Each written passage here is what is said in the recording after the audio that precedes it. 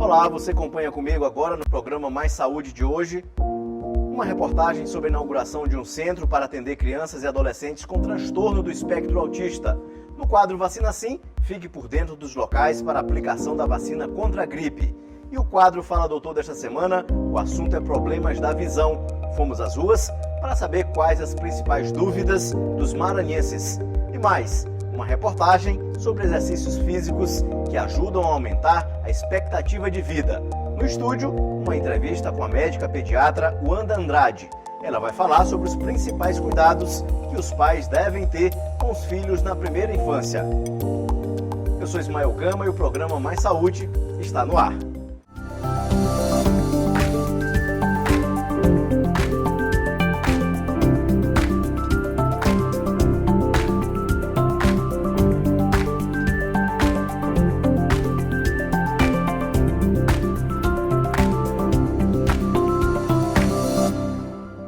Inaugurado em São Luís, o Centro de Ensino de Educação Especial Padre João Moana. O espaço tem o objetivo de garantir educação adequada para crianças e adolescentes com transtorno do espectro autista.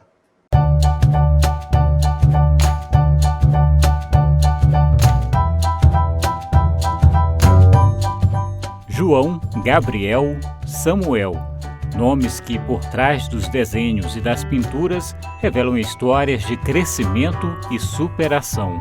A arte é resultado de uma das terapias oferecidas pelo Centro TEA 12+, em São Luís. Inaugurada em abril de 2023, a unidade realiza uma média de 1.500 atendimentos por mês para adolescentes e adultos com transtornos do espectro autista. São acompanhamentos em neurologia, psicologia, terapia ocupacional e musicoterapia, por exemplo. A gente vai observar como ele se desenvolve na adolescência, como ele se desenvolve na vida adulta, como ele se apresenta.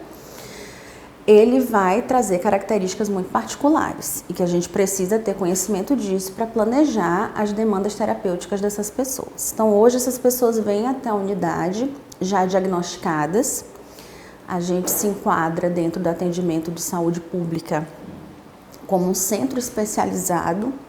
Isso quer dizer que a gente, de fato, está voltado para uma temática muito específica, caso TEA, com uma constituição de quadro, conduta terapêutica, protocolos direcionados para essa temática, para esse objetivo terapêutico que é a assistência ao TEA.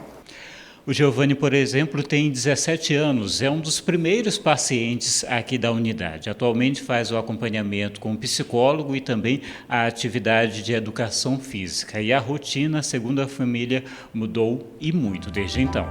O olhar da mãe, que acompanha cada passo desse desenvolvimento, revela o orgulho dessa evolução. Eu me orgulho muito dos meus filhos, dos meus 2 autistas. Não tenho vergonha de falar que são autistas. Falo para as mães, aconselho que seus filhos tiver vergonha de falar que tem autismo na escola, dentro do ônibus, não tenha vergonha. Autismo não é doença, né? Autismo é só uma condição. O meu filho mesmo, ele não tem vergonha. Anda de ônibus e fala assim, ele anda com crachá de identificação e fala, mãe, a moça deu lugar para ele, ele ficou todo orgulhoso e falou assim, mãe, que bom, eu fui respeitado. Jadna é mãe atípica de 2 filhos com autismo. Sabe que a jornada sem acompanhamento e informação corretos não é sempre fácil. A gente pede força todo dia para Deus, que realmente não é fácil. Às vezes um está bem, às vezes o outro está dando crise. E é bem complicado, mas a gente faz o que pode pelos nossos filhos, né? Pelo fato do outro ter umas características que esse aqui teve, que eu não soube lidar, que eu era bem nova quando eu tive ele, aí eu já procurei recurso mais cedo. Além do Centro TEA 12+, outras unidades também atuam no atendimento a pessoas com diagnóstico do transtorno do espectro autista na capital, como o Shopping da Criança, com consultas e exames com psiquiatra e neuropediatra, e a Casa Ninar, com foco no atendimento a crianças com síndromes raras e assistência às famílias. São mais de 771 mil atendimentos em 6 anos de atividade. Além da rede pública, que oferece diagnóstico e atendimento multidisciplinar, a iniciativa privada também tem abraçado a causa.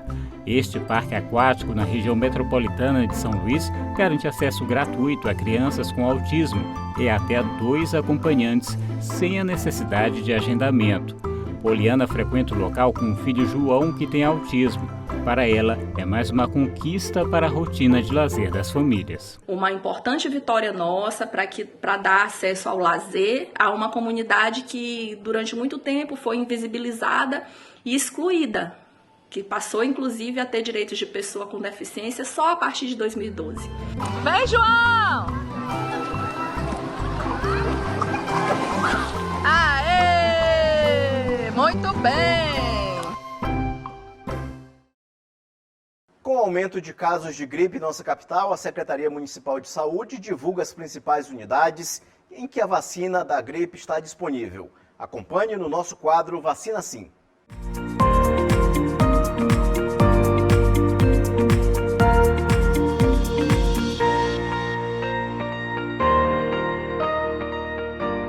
Veja agora as unidades de saúde para tomar a vacina contra a gripe.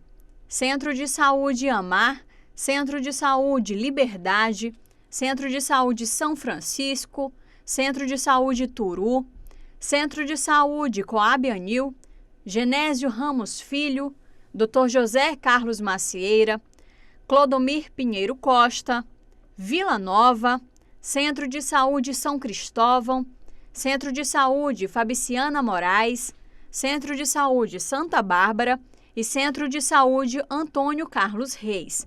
E veja também o público-alvo da vacina contra a gripe.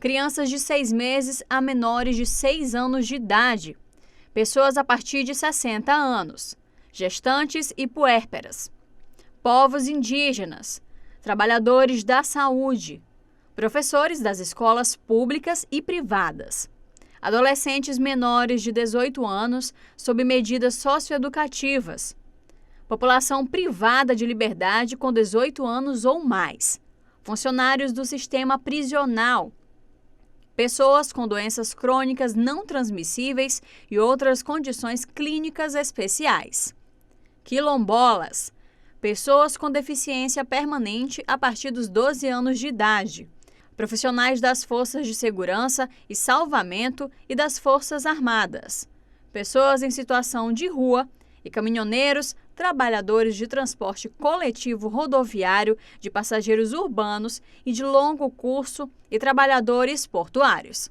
Esse foi o quadro Vacina Sim.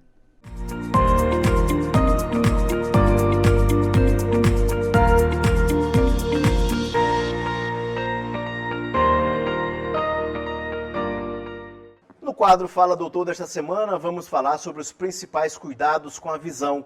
Fomos às ruas para saber as dúvidas dos maranhenses. E quem vai nos responder é a doutora Raiza Ellen.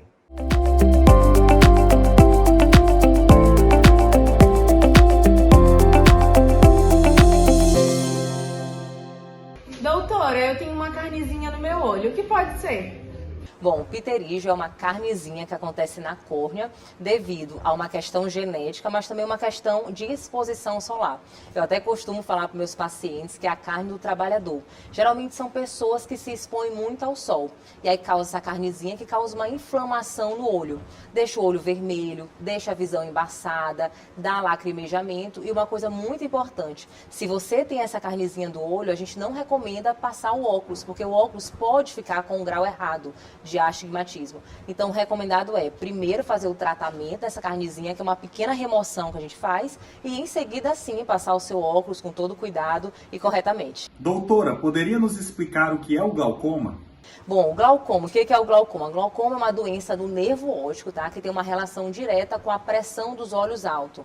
É uma alteração no nervo que causa um machucado no nervo do olho. E aí pode causar cegueira. Inclusive, é uma das principais causas de cegueira, infelizmente irreversível. Por isso que é tão importante a gente falar, porque geralmente o paciente ele não tem nenhum sintoma, só vai sentir a ter um sintoma quando já está muito avançado o glaucoma. Então é importante fazer o exame do fundo do olho, o exame da pressão e também o exame do grau. A gente fala que um exame completo oftalmológico, ele envolve desde a parte do grau, mas o exame do nervo, do fundo do olho e da pressão intraocular, que se tiver alta, ela vai estar acima de 21, que é um dos principais fatores disso do glaucoma. Doutora, o que é catarata? Bom, catarata é uma das principais causas de cegueira, mas é uma cegueira, graças a Deus, reversível. A gente consegue fazer o tratamento, que é a cirurgia de catarata, chamado fasectomia, que a gente tira a catarata e corrige a catarata. Para vocês entenderem, dentro do nosso olho, a gente tem uma lente transparente que é chamada cristalino. E com o decorrer dos anos, com o envelhecimento, essa lente que era transparente vai ficando branquinha. E é justamente isso que é a catarata. E aí o tratamento é a remoção dessa massinha branca de dentro do olho, que é a catarata, e dentro a gente coloca uma lente intraocular, fazendo com que o paciente retome a sua visão para longe e até para perto também. Doutora, eu tenho 6 graus de miopia e já está estabilizada. Eu posso fazer minha cirurgia de refrativa? Perfeito, excelente pergunta. Inclusive, essa é a minha área de atuação. Fiz mestrado, fiz residência em Brasília nessa área de atuação, que é a cirurgia de correção do grau, que é a cirurgia a laser, chamada cirurgia refrativa. Para quem que ela é indicada? Para pessoas que têm problemas de grau, que usam óculos. Por exemplo, se você tem miopia, que é a dificuldade de enxergar de longe, astigmatismo, que é a visão embaçada, fica tudo turvozinho, hipermetropia ou presbiopia, que é a dificuldade para perto. Então, se você tiver qualquer um desses problemas de grau, se tiver tudo normal com seus exames da córnea, se você tiver acima de 18 anos e com o grau estabilizado, você pode sim ser um beneficiado de fazer a cirurgia de correção do grau. Eu sou suspeita para falar porque eu já fiz a cirurgia de correção do grau e faz 10 anos que eu não uso mais óculos. Eu tinha miopia e astigmatismo, hoje não tenho mais e enxergo tudo sem óculos.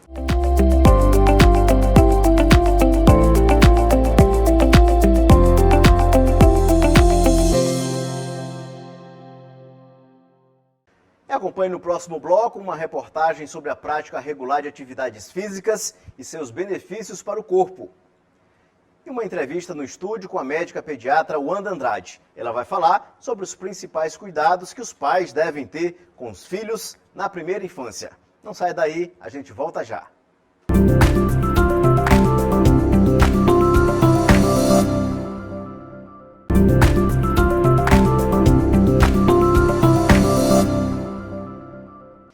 De volta ao programa Mais Saúde, você vai acompanhar agora uma reportagem sobre o aumento dos casos de dengue em São Luís.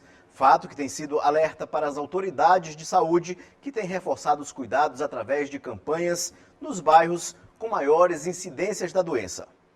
A Semana Estadual de Combate à Dengue começou pelo bairro Coroadinho, comunidade com grande número de habitantes e com casos confirmados de dengue. Hoje cedo, a equipe da Secretaria de Saúde do Estado, que é quem promove a ação, percorreu algumas ruas e conversou com moradores sobre a importância de prevenir o foco do mosquito Aedes aegypti, que provoca dengue, chikungunya e zika vírus. A dengue, nesse momento no país, é uma questão de saúde pública e a gente só pode controlar essa curva epidêmica com essa mobilização e a sensibilização da população. Cada um fazendo sua parte é a melhor estratégia para que a gente venha não ter um grande crescimento do número de casos de dengue dentro do nosso estado. Seu José recebeu a equipe as orientações sobre os cuidados com a prevenção de criadouros do mosquito. Em todo o Maranhão, já são 2.100 casos confirmados de dengue somente neste ano, segundo a Secretaria Estadual de Saúde. Vazia todas as cobertas, a caixa também é tapada, é o mínimo possível para não haver a procriação do mosquito. A Semana Estadual de Combate à Dengue está apenas começando. Nessa terça-feira, a ação vai ser realizada das 8 da manhã ao meio-dia, iniciando na Igreja Matriz Espírito Santo, Avenida Tambor de Crioula, no Parque Timbiras. Na quarta-feira, a equipe estará na Travessa Visconde de Mauá, no bairro Liberdade, Floresta. Na quinta, a ação começará pela Praça dos Tremendões, na Vila Gorete, na Camboa. E na sexta-feira, com saída da União de Moradores da Vila Itamar, Rua José Sarney, na Vila Itamar, também das 8 da manhã ao meio-dia. Essa aqui já é uma rotina do Estado, de fazer essas ações, a gente faz nas escolas, faz em outras instituições, mas hoje a gente está trazendo ao público em geral de uma forma itinerante, ou seja, a gente vai visitar várias ruas, levar os cartazes, levar as mensagens e informar como é que a gente se protege. Mas isso já vem sendo feito ao longo do ano e vai se proliferar por mais tempo. Enquanto a gente tiver esse problema, a gente vai estar junto. Não é novidade que a atividade física é fundamental para a saúde. Especialistas garantem ainda que a prática regular de exercícios físicos aumenta a nossa expectativa de vida. É o que você vai ver na reportagem de Joelson Braga. Pode ser caminhando, correndo, pedalando, sozinho ou com os amigos. O importante é não ficar parado. E a saúde agradece. É que estudos científicos mostram que a atividade física aumenta a expectativa de vida das pessoas. A Recomendação Mundial de Atividade Física para a Saúde indica sessões de 30 minutos por dia de intensidade moderada. Um estilo de vida saudável promove a diminuição nos riscos de doenças, além de favorecer aspectos físicos e sociais dos praticantes. Este gerente comercial é praticante assíduo da caminhada. Nos fins de semana, ele aproveita para praticar exercícios físicos em um dos cartões postais da cidade, a Orla Marítima de São Luís. Geralmente 3 vezes por semana, né? E o domingo, esse domingão de sol, a gente não pode desperdiçar. E o que é que motiva a fazer essa atividade física? A saúde, o bem-estar, a vontade de viver mais. Após a pandemia, né? A gente tem que viver essa vida maravilhosa e essa orla aqui, ó, é fantástica. Os benefícios de quem faz atividade física são inúmeros. O ato de estar se movimentando auxilia na liberação de hormônios, que são substâncias químicas que podem atuar positivamente em todo o corpo, aliviando também o estresse, o nervosismo e melhorando o humor. A Leda tem na bicicleta uma companheira. O estilo de vida saudável já vem de algum tempo. Frequentemente há uns 10 anos, mas eu sempre frequentei a academia, sempre tive uma alimentação balanceada, mas no esporte mesmo, pedalando, pegando um pouquinho mais pesado, já tem uns 10 anos. E praticar atividade física faz mesmo a diferença na vida? Eu sempre digo que o esporte, na realidade, faz com que a gente envelheça bem.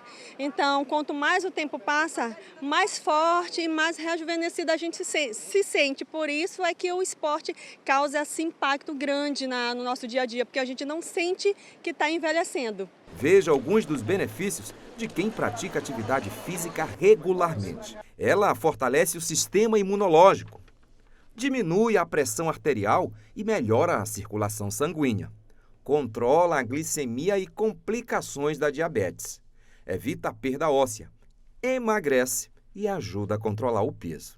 E claro, faz um bem danado para a cabeça. No dia a dia, o corpo ele pede, né? Você tem que estar exercitando até para você também melhorar a mente. Então, o corpo ele todos os dias pede para a gente estar movimentando, senão a mente não funciona.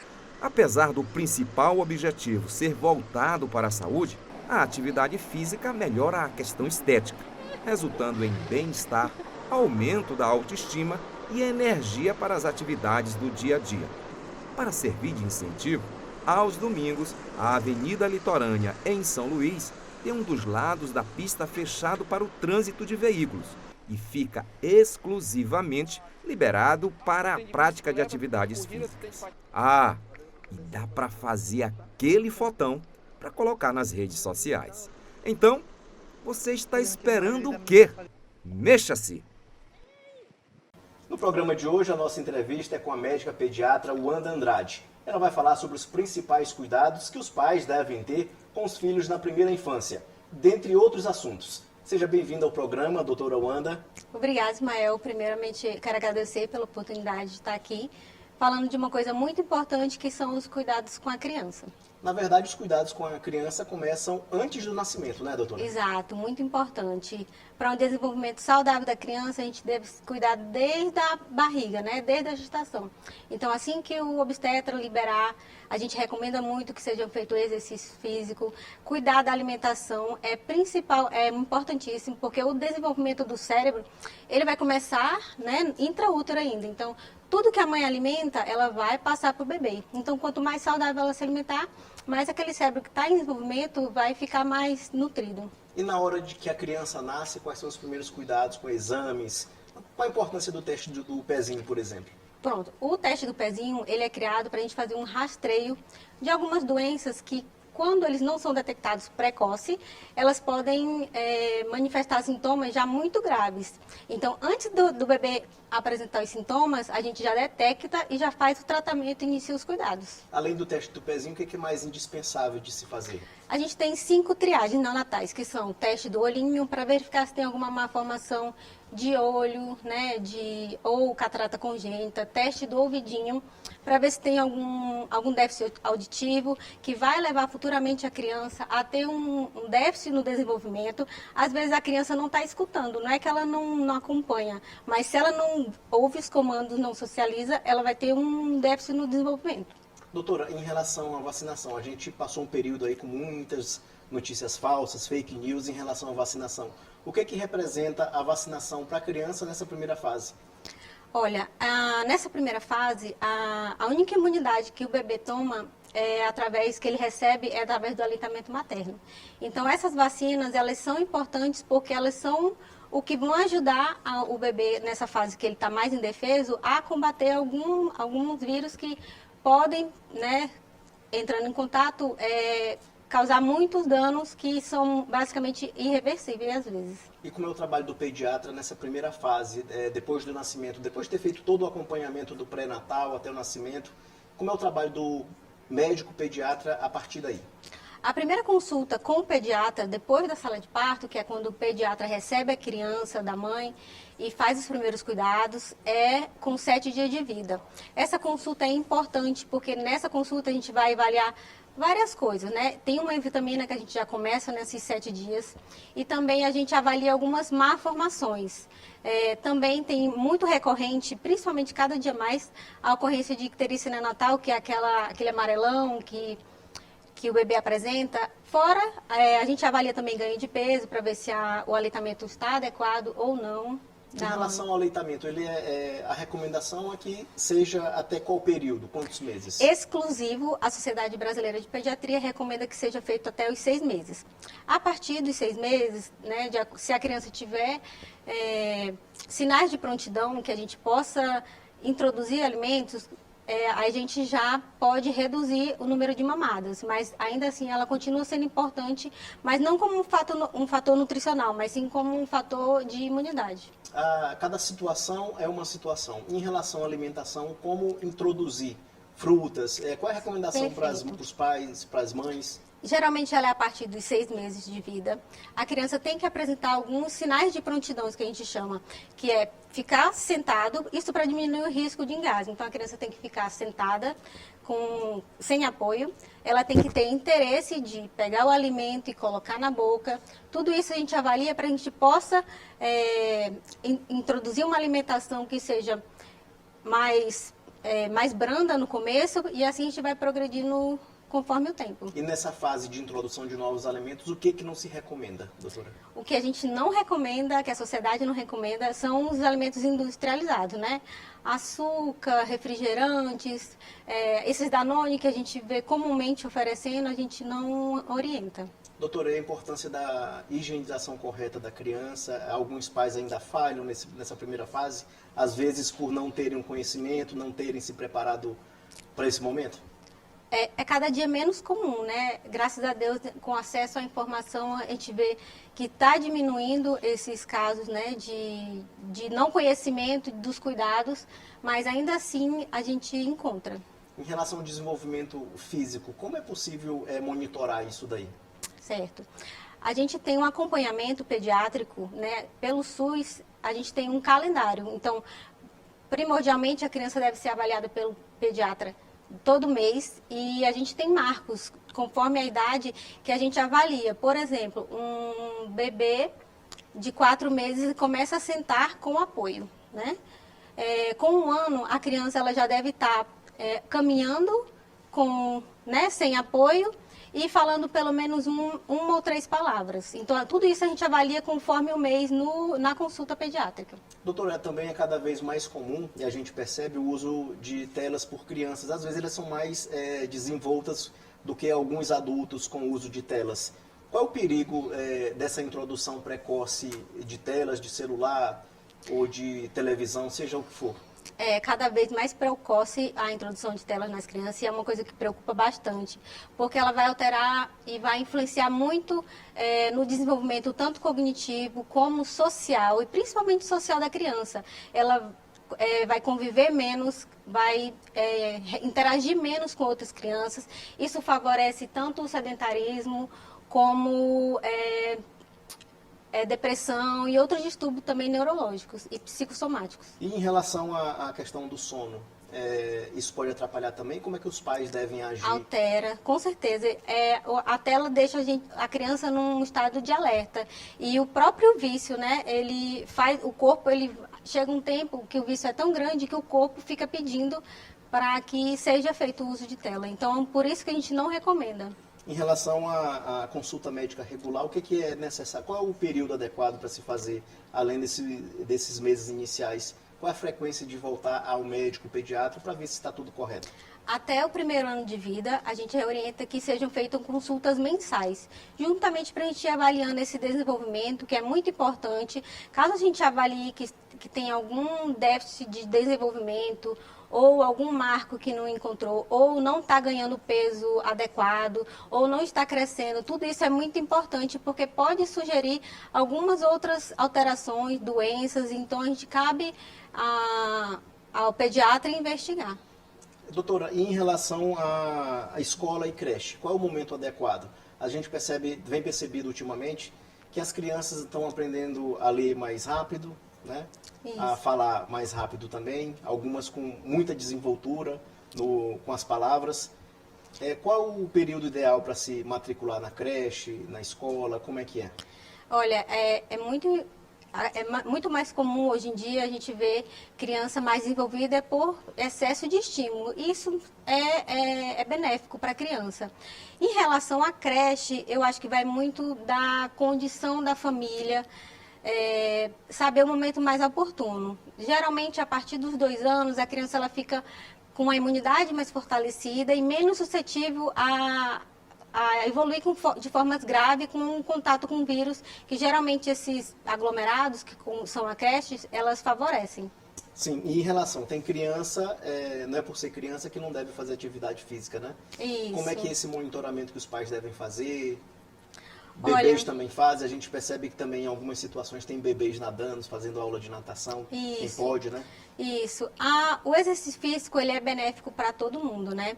A sociedade brasileira, ela recomenda que seja feito a introdução de atividades aquáticas a partir dos 6 meses. Tem alguns estudos americanos que, né, orientam antes, mas a brasileira a partir dos 6 meses. Mas a gente sempre deve avaliar todo um contexto, né? A segurança do local, se for piscina, se ela é aquecida, se ela é tratada, se ela é aquela água que não fica parada, que fica corrente. Então, são diversos fatores que a gente avalia para estar liberando essas atividades. Doutora, bora falar sobre vacinação. A gente está com campanhas abertas aí, com a dengue e também com a vacina contra a gripe. Deixa um recado para o pai e para a mãe que estão em dúvidas em relação a essas vacinações. É muito importante a vacinação, porque é uma imunidade que o seu filho vai adquirir sem ter que entrar em contato com o vírus. Então, entrando em contato, não é que ele não vai gripar por causa da vacina da gripe, por exemplo, mas evita que ele evolua de uma forma grave, evita que evolua para uma internação hospitalar, UTI, necessidade de intubação. Então, ele vai adquirir o vírus, mas vai evoluir de uma forma branda. Doutora Wanda Andrade, muito obrigado pela sua participação aqui no programa Mais Saúde da TV Assembleia. Muito obrigada, Ismael, pela oportunidade. Então, até a próxima oportunidade. Esse foi o nosso programa Mais Saúde de hoje. Para você, um bom início de semana e a gente se encontra no próximo domingo, às 9 da manhã. Até lá!